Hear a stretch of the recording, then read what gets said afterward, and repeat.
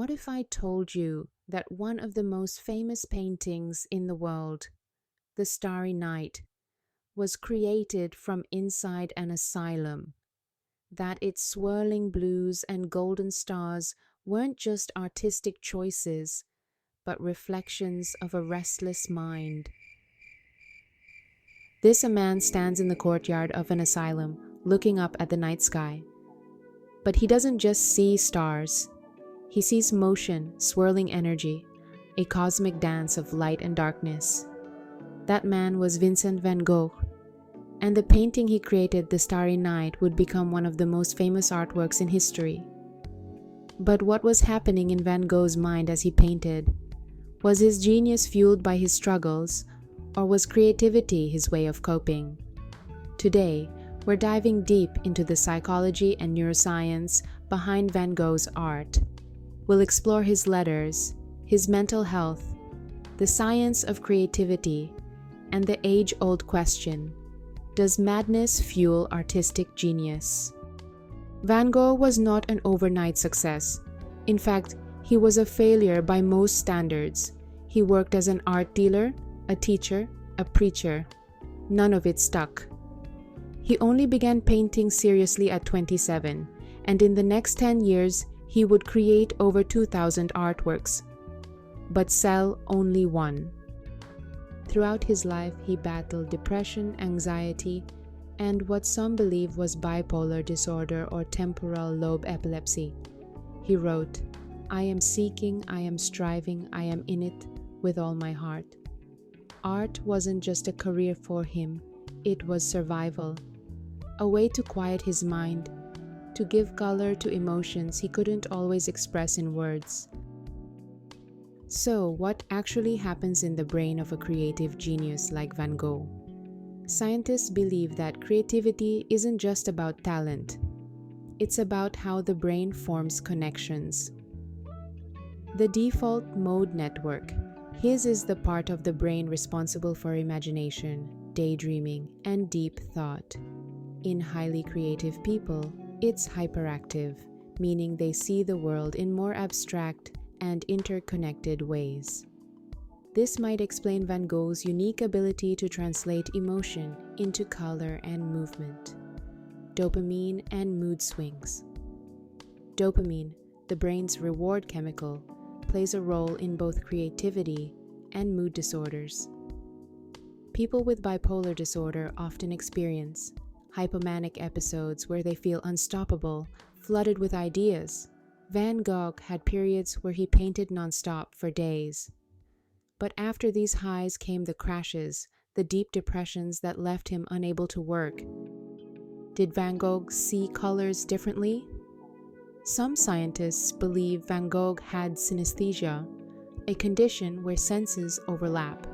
He may have literally seen emotions in color. His exaggerated yellows and blues could be more than just artistic choices. They could be how he experienced the world. The psychology of Van Gogh's colors, how he used color emotionally. Have you ever looked at Van Gogh's paintings and felt something stir inside you? That's no accident. He used color as a language, an emotional force. Yellow, the color of obsession. Yellow dominates Van Gogh's paintings. Sunflowers, the bedroom. It's associated with warmth and joy, but also intensity and mania.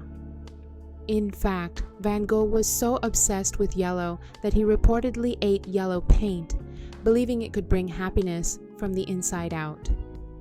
Blue, the color of restlessness. The Starry Night is filled with deep blues swirling across the sky. Blue is often linked to sadness, but also calmness. It reflects the push and pull of Van Gogh's emotions. Darker colors, his descent into darkness. Wheat Field with Crows, one of his last paintings, is ominous. The thick dark brushstrokes, the stormy sky, it's a visual representation of despair. Soon after painting it, Van Gogh was gone. His tragic death remains a mystery. Was it suicide or an accident? The idea that suffering fuels creativity is a romantic one, but is it true? Many of history's greatest artists, Van Gogh, Sylvia Plath, Frida Kahlo, struggled with mental health. But does mental illness create genius?